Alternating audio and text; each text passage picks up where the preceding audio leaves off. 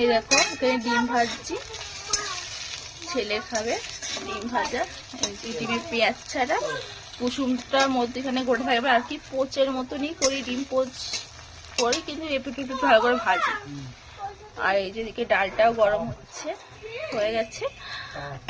আর বাবিন হয়ে দেখো, বাবা এসছে কাছ থেকে, বাবার সঙ্গে গল্প করছে। এই যে এই মাত্র আসলো, জামাটা খেয়ে রেখেছে,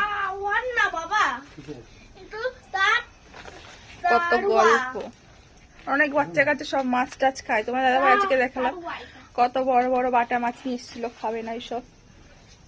ডিম ভাজার ডাল বাবিনের জন্য, খাওয়ার অনেক বাঁচাচ্ছে ছেলের। বাইরে তো হাওয়া দিচ্ছে প্রচুর পরিমাণে, দেখেছো বারান্দাতে লাইট অফ করে দিচ্ছি, এত বড় ছেলেটা। চলো রাত অনেকই হয়েছে,